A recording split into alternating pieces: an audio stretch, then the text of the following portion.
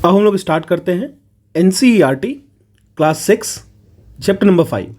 ठीक है, इसमें हम लोग बेसिकली बॉडी मूवमेंट्स को समझेंगे, किस तरीके से एक सॉकेट जॉइंट वर्क करता है, किस तरीके से पिवोटल जॉइंट वर्क करता है, किस तरीके से हिंज जॉइंट जो कि नी की जॉइंट होती है वो वर्क करता है, हमारे बॉडी का मूवमेंट कैसा कैसा होता है, हमारे स्केलेटल में क्या पार्ट्स हैं, रिब केज क्या होता है, और फिर बैकबोन किस तरीके से फंक्शन करता है, इसको समझेंगे। एग्जाम के पर्सपेक्टिव से देखिएगा तो ये चैप्टर काफ़ी इंपॉर्टेंट है, तो इसको आप फोकस करके पढ़िएगा। ठीक है, अगर एनिमल्स की बात करें तो वो फॉलो करते हैं डिफरेंट वेज मूव करने के, आप जानते होंगे, जैसे कुछ वॉक करते हैं, कुछ रन करते हैं, कुछ फ्लाई करते हैं, कुछ जंप करते हैं, कुछ क्रीप करते हैं, कुछ क्रॉल करते हैं, कुछ स्विम करते हैं। ठीक है, तो ये डिफरेंट वेज है एनिमल्स के मूवमेंट का। ठीक है, अगर हम लोग ह्यूमन बॉडी और उसकी मूवमेंट्स को समझते हैं एनिमल्स में, सबसे पहले हम लोग we will focus on human body and its movement. ठीक है, तो बेसिकली देखिए, कुछ पार्ट्स होते हैं उनको समझेंगे, कुछ ऐसे पार्ट्स होंगे जो हमारे बॉडी में कंप्लीटली रोटेट हो जाएंगे, कुछ ऐसे पार्ट होंगे जो हमारे बॉडी के पार्शली रोटेट्स होंगे, कुछ ऐसे पार्ट होंगे जो कि बेंड होंगे बट रोटेट नहीं होंगे, कुछ ऐसे पार्ट होंगे जिससे आप लिफ्ट कर सकते हो, जिसको आप सिर्फ और सिर्फ लिफ्ट कर सकते हो और कुछ नहीं कर पाओगे, कुछ ऐसे पार्ट होते हैं जो कोई भी मूवमेंट शो नहीं करेंगे। ये हमारे बॉडी का फीचर है। अगर हम लोग कंप्लीटली रोटेशंस की बात कर लें तो वैसे बॉडी पार्ट्स जो कंप्लीटली रोटेट्स हो जाते हैं वो उसके एग्जांपल हो जाएंगे आर्म जो हमारे शोल्डर पे हैं, वैसे बॉडी पार्ट जो पार्शली रोटेट होते हैं या फिर टर्न लेते हैं वो हमारे नेक हो गए। बेंड की बात कर ले तो आर्म एट एल्बो हो जाएगा। लिफ्ट तो आप हील जो होता है उसको आप लिफ्ट ही कर सकते हो और कुछ नहीं कर पाओगे। और नो मूवमेंट की बात कर ले तो अपर जॉ जो होता है हमारे बॉडी का, हमारे फेस का अपर जॉ जो पार्ट होता है वो कोई मूवमेंट शो नहीं करता है। ठीक है, अगर हम अपने बॉडी की बात करें तो बोन्स जो होता है ना वो कभी भी आपको बेंड नहीं होगा, बोन्स जो होता है वो कभी बेंड नहीं होता है। ठीक है, नो बेंड। तो अगर हम लोग बात करें तो वी कैन बेंड या फिर हम लोग मूव कर सकते हैं अपने बॉडी को उन पॉइंट्स पे जहां बोन जो होता है जॉइंट का फॉर्मेशन करता है, वहीं पे आप मोशन कर सकते हो, वहीं पे मूव कर सकते हो।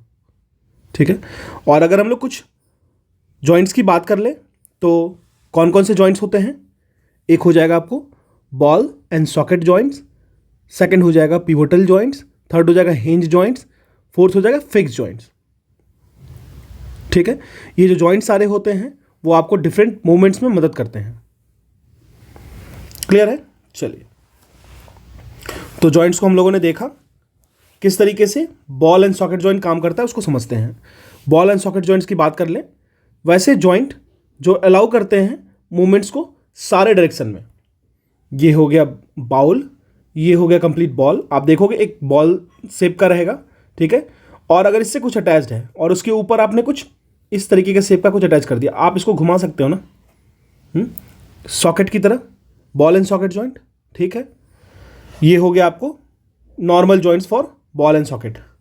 क्लियर है? अब अगर हम लोग बात करें पिवोटल जॉइंट की, ठीक है, तो आप ये शेप देख सकते हो। देखो ये आपकी हो गई, पहले हम लोग बॉल एंड सॉकेट जॉइंट को समझ लेते हैं फिर पिवोटल की बात करेंगे। देखिए, तो ये आपकी हो गई हिप बोन हो गई। ठीक है, और ये आपका थाई बोन हो गया। Hip bone and thigh bone, उसके बीच में जो कनेक्टिंग पॉइंट है ना, यही तो है बॉल एंड सॉकेट जॉइंट, जो हिप बोन को कनेक्ट करता है थाई बोन से। एक तरीके से सॉकेट की तरह घुस रखा है इसमें, आप देख सकते हो। क्लियर है? अब बात करते हैं हम लोग पिवोटल जॉइंट की। पिवोटल जॉइंट की बात करें, वैसे जॉइंट जहां पे आप हमारे नेक जो है वो ज्वाइन होते हैं हेड से, नेक जो है वो ज्वाइन होते हैं हेड से, आप देख सकते हो फिगर 5.4। तो ये हमारा नेक पार्ट हो गया, ये हमारा पिवोटल जॉइंट हो गया, ये हेड हो गया, ये नेक वाला पार्ट हो गया। समझ में आ रहा है? तो हमारी जो नेक होती है वो हमारे हेड से जो कनेक्टिंग लिंक होता है उसी को कहते हैं पिवोटल जॉइंट। ये जो पिवोटल जॉइंट होता है वो हमें अलाउ करता है कि हम लोग अपने हेड को बेंड कर पाए फॉरवर्ड एंड बैकवर्ड, और राइट एंड लेफ्ट, मतलब right left forward and backward. ये पिवोटल जॉइंट मदद करता है इसमें। ठीक है, तो ये हो गया दो जॉइंट हम लोगों ने देखा, ball and socket joints. Pivotal joint देख लिया। अब हम लोग बात करेंगे हिंज जॉइंट की। हिंज जॉइंट को समझते हैं, बहुत ही इंटरेस्टिंग है। चलिए हिंज जॉइंट की बात कर लेते हैं। तो बेसिकली ये आपको अलाउ करता है back and fourth movement like a door. जैसे आप देख लो, जैसे आपकी डोर पे 2 छिटकिनी लग रखी है या फिर वो लग रखी है, जॉइंट लग रखी है, फिर आपकी पूरी की पूरी डोर कनेक्टेड है, ये मान लो 3 लग रखी है। आप इसको कैसे खोलोगे? ऐसे खोल सकते हो या ऐसे खोल सकते हो, ठीक है। तो इसको कहते हैं, इस मूवमेंट को बैक एंड फोर्थ, जिस तरीके से डोर खोलते हैं। तो ये कहां पे मिलते हैं बॉडी पार्ट में? आप देखो एल्बो वाला पार्ट हिंज जॉइंट है, जो कि अलाउ करता है बैक एंड फोर्थ ही कर सकते हो एल्बो को। आप एल्बो को सिर्फ बैक एंड फोर्थ ही कर सकते हो। और कौन सी मोशन कर पाओगे? बैकवर्ड मूव कर पाओगे तो आपको वो हो जाएगा, हैरासमेंट हो जाएगा वो, ठीक है। तो ये जो पार्ट होता है हिंज जॉइंट का नी में, वो आपको सिर्फ बैक एंड फोर्थ मूवमेंट के लिए ही सपोर्ट करता है। अब बात करते हैं हम लोग फिक्स जॉइंट की। फिक्स जॉइंट क्या होता है? बोन्स जो है वो मूव नहीं कर सकते हैं इस जॉइंट्स पे। जो फिक्स जॉइंट्स होंगे उनके जो बोन्स होंगे वो आपको मूव नहीं कर पाएंगे, ठीक है। वैसे जो बोन्स होते हैं कहाँ कहाँ होते हैं? जैसे हमारे हेड में, हमारे हेड का जो बोन होता है, क्या आप इसको मूव कर पाते हो? नहीं कर पाओगे। या फिर आपका अपर जॉ हो गया, मतलब आपका जो जॉ है उसमें अपर जॉ के पार्ट से लेकर के पूरे हेड के पार्ट में आप कितने बोन को मूव कर पाते हो, ये बताओ मुझे। कर पाओगे क्या? नहीं कर पाओगे। तो ये हमारा फिक्स्ड जॉइंट्स हो गया। अब ये सारे जितने हम लोगों ने बोन्स देखे हमारे बॉडी में, वो एक फ्रेमवर्क तैयार करते हैं। जो भी हमारे बॉडी में है वो एक फ्रेमवर्क तैयार करेंगे, और वो फ्रेमवर्क को हम लोग स्केलेटन कहते हैं। आप देख सकते हो ह्यूमन स्केलेटन का एक शेप, ठीक है। अब बताओ स्केलेटन जो होगा वो बेसिकली हमारे बॉडी में करता क्या है? आपको शेप्स प्रोवाइड कराएगा, ठीक है, आपकी बॉडी को एक डेफिनेट शेप देगा। ह्यूमन स्केलेटन की बात करें तो उसमें skull, backbone, ribs and breast bone, ठीक है, शोल्डर एंड हिप जॉइंट्स। उसके बाद हैंड्स एंड लेग्स की बोन्स आपको दिखेंगे। क्लियर है? अगर हम लोग इतने सारे बोन्स को आप लोगों ने देखा, अगर हम लोग बात करें, सबसे पहले बात कर लेते हैं रिब्स की, जो कि हमारे बोन्स होते हैं चेस्ट पे। आप देख सकते हो रिब्स, बेसिकली यह हम लोगों को chest bone and back bone को टुगेदर, एक साथ में टुगेदरली कनेक्ट करता है। आप देख सकते हो, और एक बॉक्स के शेप में होता है ये, ठीक है। रिब के जो होता है वो सीरीज में ज्वाइंट होता है बोन्स, और स्ट्रेच कहां से करता है? नेक से लेके पेल्विस, जिसको हम लोग बैकबोन और स्पाइन कहते हैं, वहां तक। अगर हम लोग बैकबोन की बात करें, बैकबोन की बात कर लेते हैं, ये बैकबोन हो गया। तो इसके पास टोटल 33 वर्टेब्राई होते हैं। वर्टेब्राई कहने का मतलब इंडिविजुअल इंटरलॉकिंग बोन्स, जैसे 1 हो गया, 2 हो गया, 3 हो गया, 4 हो गया, ऐसे करके 33 होते हैं टोटल, ठीक है, ये याद रखिएगा। अगर हम लोग पेल्विक बोन की बात कर ले, ये पेल्विक बोन ये आपको दिख रहा होगा यहाँ पे, पेल्विक बोन की बात कर ले, इसको पेल्विस कहते हैं। बेसिकली वुमेन में ज़्यादा स्पेसियस आपको दिखेगा पेल्विस बोन, क्योंकि उन्हें बर्थ का जो सिचुएशन होता है उसके लिए। मेल में कम दिखेगा आपको ये स्पेस। तो बेसिकली जो पेल्विक बोन होता है वो इंक्लोज करता है हमारे पोर्शन ऑफ बॉडी को स्टोमच के नीचे, और यही वो पार्ट है जिस पे आप सिट करते हो, बैठते हो, ठीक है। अब हम लोग बात कर लेते हैं स्कल की। जितने भी इंफॉर्मेशन मैं दे रहा हूं ना, वो सारी आपको इसमें इंपॉर्टेंट फैक्चुअल डाटाज हैं, इससे बाहर कुछ भी नहीं होगा। मैं बस और बस एक्टिविटीज़ को बस घुसने की जरूरत नहीं, एक्टिविटीज़ में बच्चों के लिए होता है, उससे जो इन्फॉर्मेशन डिराइव्ड हुए वो मैं बता रहा हूँ आपको, ठीक है। अब हम लोग मूव करते हैं, स्कल पे चलते हैं।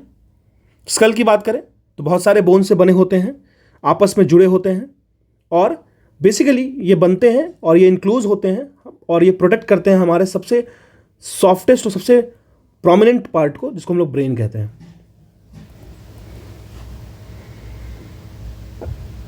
कुछ ऐसे पार्ट होते हैं हमारे स्केलेटन के जो बहुत ज़्यादा हार्ड नहीं होते हैं बोन की तरह, लेकिन वो बेंड करते हैं। जैसे कान की हड्डी हो गई, आप छू के देखना, बेंड करेंगे, उसको कार्टिलेज कहते हैं।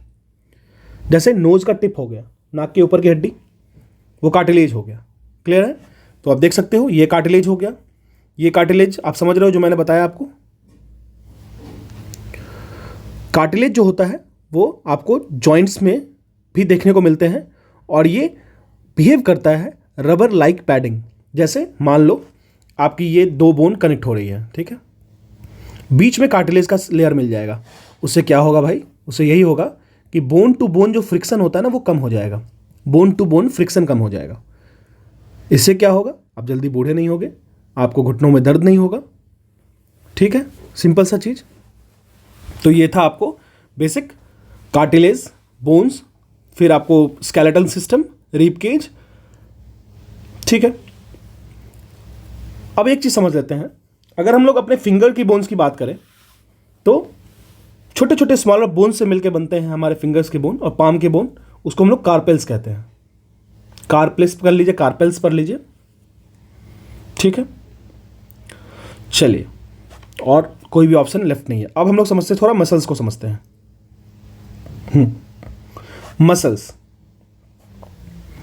मसल्स जो होता है वो एक सॉफ्ट टिश्यू है जो कि कॉन्ट्रैक्ट करता है एंड मोशन को प्रोड्यूस करता है और फोर्स को प्रोड्यूस करता है ताकि आप कुछ फंक्शन कर पाओ। तो याद रखिएगा, मसल्स मोस्टली कॉन्ट्रैक्शन का पार्ट होगा। वो अपनी लेंथ को पहले छोटा कर लेगा। जब वो कोई मसल्स कॉन्ट्रैक्ट होता है तो मसल शॉर्टर हो जाता है, स्टिफर हो जाता है और थिकर हो जाता है। ठीक है, आप देख सकते हो रिलैक्स्ड मसल्स ये है, कॉन्ट्रैक्ट मसल ये है, जैसे बॉडी दिखाते हैं। ठीक है, क्लियर है? जब कॉन्ट्रैक्ट होता है तो मसल शॉर्टर हो जाता है, स्टिफर हो जाता है, थिकर हो जाता है और it pulls the bones. Muscles हमेशा पेयर्स में काम करता है। एक कॉन्ट्रैक्ट करेगा और बोन को पुल करेगा उस डायरेक्शन में, और दूसरा मसल्स जो होगा वो रिलैक्स करेगा क्योंकि वो बोन को फिर अपोजिट डायरेक्शन में मूव करने में हेल्प करेगा। जो रिलैक्स्ड मसल्स होगा वो कॉन्ट्रैक्ट करेगा बोन को पुल करने के लिए अपने ओरिजिनल पोजीशन पे। ठीक है, और एक चीज हमेशा याद रखिएगा, अ मसल्स कैन ओनली पुल। इस पे बिहार पब्लिक सर्विस कमीशन या फिर बहुत सारे पीछे से मैंने क्वेश्चन देखा है, तो ये पुश कभी नहीं कर सकता है। यहां से क्वेश्चन बना था और बहुत सारे लोगों ने गलती किया होगा, बहुत सारे लोगों ने। ये पुश कभी नहीं करेगा, इट कैन ओनली पुल। यहां से अगर आप इस लाइन को निकाल ले रहे हो ना तो आपका काम हो गया।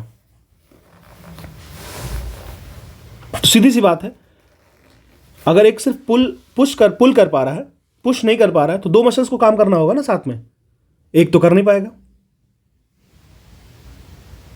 ठीक है, चलिए, अब एक होता है गेट ऑफ एनिमल्स। अब बताओ यार, बोन्स चाहिए, मसल्स चाहिए मूवमेंट के लिए, चाहिए, बिल्कुल चाहिए। फिर ये अर्थवर्म्स कैसे मूव करते हैं जिनके पास बोन्स नहीं होता? तो उनकी जो मसल्स होती है ना वो उनको मूवमेंट में हेल्प करती है, एक ऑल्टरनेट एक्सटेंशन प्रोवाइड करते हैं बॉडी को कॉन्ट्रैक्शन कर करके। ऑल्टरनेट कॉन्ट्रैक्शन प्रोवाइड करती है बॉडी को, ऑल्टरनेट एक्सटेंशन प्रोवाइड करती है बॉडी को कॉन्ट्रैक्ट कर करके, कॉन्ट्रैक्शन हो करके। देखो आप, बॉडी को ये कॉन्ट्रैक्ट करेगी फिर आगे की तरफ मूव करेंगे, कॉन्ट्रैक्ट होगा फिर आगे की तरफ मूव करेंगे। ठीक है, क्लियर है? बेसिक सा चीज़ है, समझना है आपको। अब देखिए, चलिए, अगर हम लोग अर्थवर्म के बारे में जान गए तो भाई स्नेल्स के बारे में भी जान लेते हैं। बेसिकली ये मूव करते हैं, इनकी एक मस्क्यूलर फुट होती है, उससे सेल जो इनका होता है, आउटर कवर, जो आउटर स्केलेटन कह लीजिए, ये मोशन में कोई भी पार्ट नहीं लेता है। अभी जो मैंने आपको बोला वो इतने बड़े लाइन में लिख रखा है, मैं आपको एक लाइन में बता दिया। ठीक है, बस वही जानना है आपको। मैं इसकी 100 नोट्स भी प्रोवाइड कर दूंगा आपको, टाइम के साथ कर दूंगा। देखो मेरे पास भी कुछ वर्क ऑप्शंस हैं तो उसके साथ मैं कर दूंगा, लेकिन ज़रूर कर दूंगा, बस अभी इससे पढ़ लो। फिर अगर हम लोग कॉकरोचेस की बात कर ले, कॉकरोच को समझते हो आप? तो इनका जो मसल्स होता है ना, जो इनका उनके ब्रेस्ट पे जो मसल्स होता है, उससे ये बेसिकली इनके 3 pair of legs and 2 pair of wings attach होते हैं और कॉकरोच को वॉक एंड फ्लाई करने में मदद करते हैं। जो इनका ब्रेस्ट का मसल्स होता है वो कनेक्टेड होता है 3 pair of legs that is 6 legs से एंड 2 पेयर ऑफ विंग्स से, 2 पेयर ऑफ विंग्स से। मैं फिर से रिपीट कर रहा हूं, जो कॉकरोचेस होते हैं जिनको रोचेस कहते हैं, उनके जो ब्रेस्ट के मसल्स होते हैं वो 3 पेयर ऑफ लेग से कनेक्टेड होते हैं, 2 पेयर ऑफ विंग से कनेक्टेड होते हैं, और यही जो है इनको मदद करता है चलने में और फ्लाई करने में। क्लियर है? अब देखिए यहां से एक क्वेश्चन बनता है बर्ड्स पे, ठीक है, वो देखते हैं। बर्ड्स की बात कर ले, बहुत strong muscles and light and hollow bones. इनके बोन्स जो होते हैं ना वो काफ़ी लाइट होते हैं, हमारे जैसे हेवी नहीं होते। आप मुझे कमेंट सेक्शन में बताना, हम ह्यूमन की जो बोन्स होती है और बर्ड्स की बोन्स होती है, दोनों में ये बोन लाइटर क्यों है, ये बोन हेवियर क्यों है? आखिर इसमें जो लाइटर है इसका रीज़न क्या है? अगर नहीं पता हो तो एक बार गूगल कर लेना, ये भी एक क्वेश्चन बनता है जनरल साइंस में। ठीक है, अब इनकी जो मसल्स होती है वो स्ट्रांग होती है और बोन्स जो होती है वो हल्की होती है, लाइट एंड हॉलो होती है, खोखला होती है। लीजिए आंसर आ गया आपके पास, इनकी बोन्स खोखला होती है। हमारी बोन्स खोखला होता है क्या? बोन मैरो कहाँ पे होगा? ठीक है, और ये जो होता है यही इनको मदद करता है फ्लाई करने में। आप स्केलेटन ऑफ बर्ड देख सकते हो, क्या गजब का एरोडायनेमिक्स है ना? इनकी लाइटर बोन, हॉलो बोन और स्ट्रांग मसल्स इनको हेल्प करता है। और इनकी जो स्ट्रीमलाइन बॉडी शेप है, आप देखो क्या गजब का इनका वो डेफिनेशन इनके बॉडी का, जो स्ट्रीमलाइन बॉडी शेप है ये भी इनको काफ़ी हेल्प करता है कि ये आसानी से अपने बॉडी को फ्लैप कर पाए, अपने विंग्स को फ्लैप कर पाए और ये आसानी से उड़ सके। ठीक है, जो इनका बोनी पार्ट होता है फोरलिम्ब का वही मॉडिफाइड होता है विंग्स की तरह। ठीक है, और इनका जो शोल्डर बोन्स होता है वो स्ट्रांग होता है। चलिए अब हम लोग बात करते हैं मछलियों का, आखिर वो कैसे मूव करते हैं, फिशेस का। हाँ, तो देखिए बेसिकली फिश की बात करें तो फिश जो होता है वो स्विम करती हैं, एक लूप की फॉर्मेशन करती हैं अल्टरनेटिवली दोनों साइड में बॉडी से, एक लूप की फॉर्मेशन करती हैं दोनों साइड में बॉडी से, और वो मोशन करती हैं, मूव करती हैं। इनकी जो बॉडी की शेप होती है काफ़ी स्ट्रीमलाइंड होती हैं, जो इनको इनेबल करती हैं वाटर में कि आप आसानी से फ्लो करो और ये पानी में ईजिली मूव कर पाती हैं। Streamlined body shape and head and tail of the fish are smaller than the middle portion of the body. ठीक है, हेड और टेल जो होगा वो मिडिल पोर्शन से हमेशा स्मॉलर होगा। यही तो इनकी शेप की वो है ना जो इनको चलने में मदद करती है। अगर स्केलेटन की बात करें फिश की तो ये स्ट्रांग मसल्स से कवर्ड होती हैं। स्विमिंग के वक्त मसल्स जो होता है वो front part of the body को कर्व करता है और एक साइड में टेल पार्ट स्विंग करता है। फ्रंट पार्ट को कर्व करेंगे और टेल पार्ट स्विंग करेगा। ठीक है, जिससे ये क्विकली मूव कर सकती है। ठीक है, चलिए अब हम लोग जान लेते हैं। देखिए movement of fish, curvy shape बनेगा इनका और इनको और आसानी से मूव करने में इजी होगा। ये फ्लैप करेगा टेल और इनका बॉडी कर्व करेगा और ये आराम से मूव कर पाएंगे। Streamline body shape. अब बात कर लेते हैं, सबकी बातें हो गई तो हम लोग स्नेक्स को समझ लेते हैं। स्नेक्स कैसे मूव करते हैं? देखिए स्नेक्स ना स्लिटर करते हैं ग्राउंड पे, एक लूप क्रिएट करेंगे साइडवेज में लूप क्रिएट करेंगे, आप देख सकते हो, और ये स्लिटर करेंगे खुद को, जैसे ऐसे फिर ऐसे स्ट्रेट की तरफ खींचेंगे, तो ये स्लिटरिंग होता है। ठीक है, बहुत सारे बोन्स होते हैं और उनसे जो जुड़े हुए मसल्स होते हैं वो स्ट्रांगर होते हैं स्नेक्स में, जो उसको ईजिली से मसल्स को पुश कर पाते हैं कि बॉडी उनका फॉरवर्ड मूव करे। ठीक है, अब एक टर्म आया था गेट ऑफ एनिमल्स। यह जो गेट ऑफ एनिमल है ना, एक बुक है, एनिमल के मूवमेंट पे लिखा गया है, और किनके द्वारा लिखा गया है? ग्रीक फिलोसोफर एरिस्टोटल है, उनके द्वारा लिखा गया है। ठीक है, एनसीईआरटी में जब भी कुछ पढ़ोगे आप तो आपको कुछ भी ऐसा नहीं मिलेगा जो आपको लगेगा कि ये चीज़ कहाँ से आ गया और क्यों छूट रही है। वो आपको कंप्लीट इन्फॉर्मेशन मिलेगा। बस ये चीज़ होनी चाहिए कि वो इन्फॉर्मेशन आपके आसान से पहुँचे, क्योंकि आप लाइन बाय लाइन रीड करने नहीं बैठोगे, कोई तो होगा जो डिकोड करेगा इसको आपके लिए। आप भी कर सकते हो, अगर आपके पास टाइम है तो आप आराम से कर सकते हो, कोई बड़ी बात नहीं है। ठीक है, तो फॉर दिस चैप्टर आपने जाना backbones, balls and socket joints, bristles, cartilage, cavity, fix joints, gaits of animal, hinge joint, muscles, outer skeleton, pelvic bones, pivotal joint, rib cage, shoulder bones, skeleton and streamline. I hope कि आपको ये सारे topics का clearance मिल गया होगा। और अगर आपको मेरी टॉपिक्स अच्छी लग रही है, अगर आप इसको लगता है कि हाँ आपके लिए बेनिफिशियल है, you can share these topics to anyone who need them. ठीक है, चलिए तो नेक्स्ट चैप्टर में मूव करते हैं। नेक्स्ट चैप्टर हमारा क्या होगा देख लेते हैं। अब हम लोग मूव करते हैं chapter number 6, the living organism, there characteristics and habitats को समझते हैं। ठीक है, आखिर उनकी कैरेक्टरिस्टिक क्या होती है जब वो इकोसिस्टम में रह रहे हैं। जहाँ पे एक ऑर्गेनिज्म रह रहे हैं उनको हैबिटेट कहेंगे, और उनकी कैरेक्टरिस्टिक वो क्या बियर करते हैं। हैबिटेट क्या प्रोवाइड करता है? Food, water, air, shelter and जो भी बेसिक नीड्स होंगे ऑर्गेनिज्म के वो। ठीक है, बहुत सारे ऐसे होते हैं प्लांट्स और एनिमल्स जो आपस में शेयर कर लेंगे अपने सेम हैबिटेट को। ठीक है, तो आप समझिए, देखिए सर्च फॉर लिविंग ऑर्गेनिज्म, देखिए कितना बेहतरीन बना रखे हैं एनिमेशन ये लोग, है ना। चलिए, तो अगर हम लोग बात करें हैबिटेट की क्लासिफिकेशन की बात करें तो ये दो तरीके का होता है। एक होगा आपको टेरेस्ट्रियल, एक होगा आपको aquatic. Terrestrial ecosystem and terrestrial habitat and aquatic habitat. Terrestrial जो लैंड से रिलेटेड हो, जैसे फॉरेस्ट, ग्रासलैंड एंड डिजर्ट। ठीक है, desert, coastal and mountain region हो गया आपको टेरेस्ट्रियल का एग्जांपल। अगर एक्वेटिक हैबिटेट की बात कर ले तो वाटर से जो रिलेटेड होंगे, जैसे लेक्स, रिवर्स एंड ओशन। अब हम लोग समझते हैं बेसिक कंपोनेंट ऑफ हैबिटेट। ठीक है, चलिए, तो अभी तक आपने हैबिटेट को देखा। हैबिटेट में terrestrial habitat and aquatic habitat को के बारे में समझा। आप देख सकते हो कैमल्स और उनके सराउंडिंग की फोटो दे रखी है, और जो फिश की टैंक दे रखी है, ये भी एक तरीके का इनके लिए हैबिटेट हो गया। अब हम लोग समझेंगे कंपोनेंट ऑफ हैबिटेट। तो कंपोनेंट ऑफ हैबिटेट की बात कर ले तो दो बेसिक कंपोनेंट है, biotic living component, abiotic non living. Biotic component की बात करें तो लिविंग कंपोनेंट की बात होगी, एबायोटिक कंपोनेंट की बात करें तो नॉन लिविंग कंपोनेंट की बात होगी। बायोटिक कंपोनेंट में plants, animals and micro organism आपको आ जाएगा। अबायोटिक कंपोनेंट की बात कर ले तो rocks, soil, air, water, light and temperature मिलेगा। कुछ स्पेसिफिक फीचर्स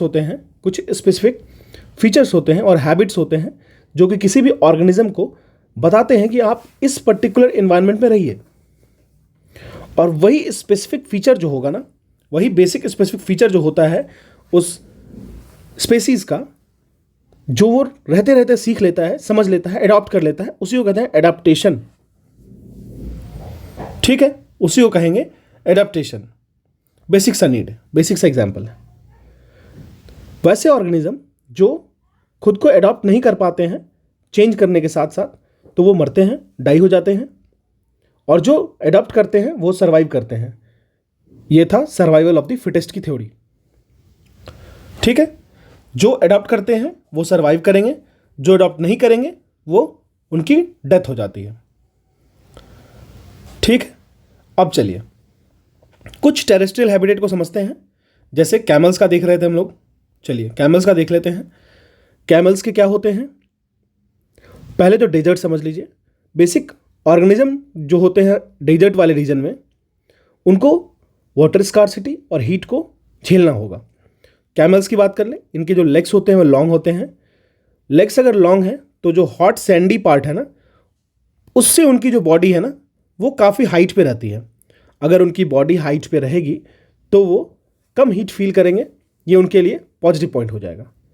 ठीक है, और कैमल्स जो होते हैं ना, उनकी जो एक्सक्रीशन होती है वो स्मॉल अमाउंट ऑफ यूरिन भी करेंगे तो कम क्वांटिटी में, और डंग जो करते हैं वो जो उनका वेस्ट होता है, फिकल वेस्ट, वो ड्राई होता है। दोनों ड्राई होने का मतलब क्या होता है, मतलब वाटर का जो उनके बॉडी से जो वेस्ट होगा वाटर वो कम से कम हो। ये उन्होंने अपने बॉडी को एडॉप्ट कर लिया है।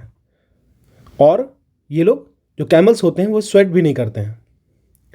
रैट्स एंड स्नेक की बात कर लेते हैं तो दिन के समय में डीप ब्यूरोज जो बना के रखते हैं, अंदर अंदर कोने कोने में, सबसे ज़मीन के अंदर जा करके अपने लिए एक हैबिटेट बना लेंगे सैंड में जाके, और नाइट के वक्त ही निकलते हैं जब ठंडा हो जाता है। तो प्लांट्स की बात कर लेते हैं जो सैंडी प्लांट्स होते हैं या तो वहाँ पे लीव्स होंगे ही नहीं क्योंकि ट्रांसपिरेशन कम से कम करना है क्योंकि वाटर की स्कार्सिटी है, या फिर बहुत छोटे छोटे होंगे, और अगर किया भी जाए तो स्पाइंस के फॉर्म में दिख जाएंगे, कांटे के फॉर्म में आपको दिख जाएंगे लीव्स।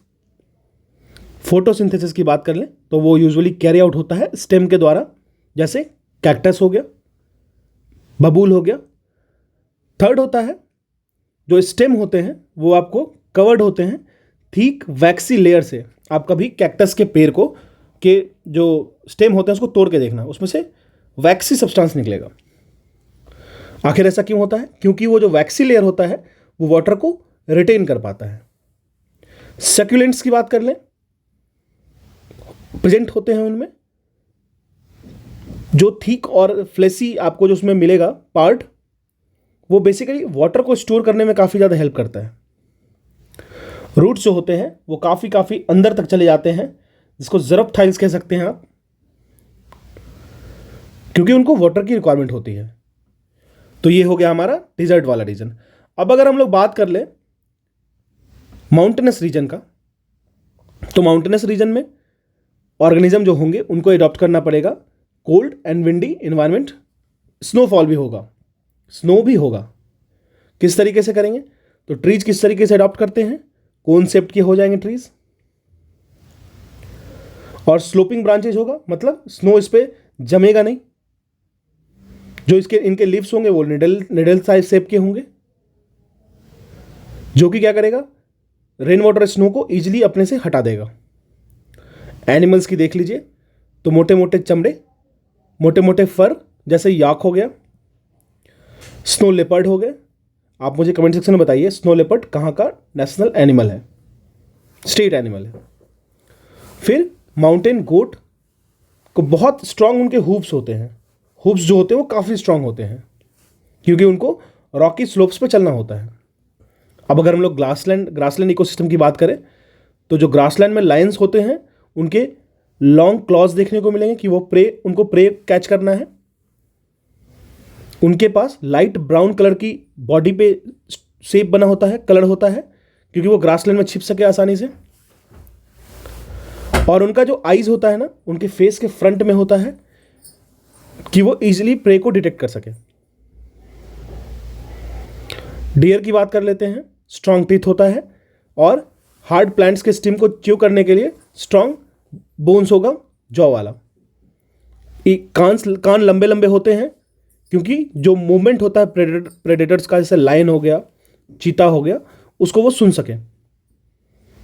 आइज जो होते हैं वो साइड में होते हैं, हेड के कोने वाले पोर्शन पे, क्योंकि वो अपने डायरेक्शंस जो डेंजर्स होता है उनको उसके डायरेक्शंस को वो फीड कर सके, समझ सके।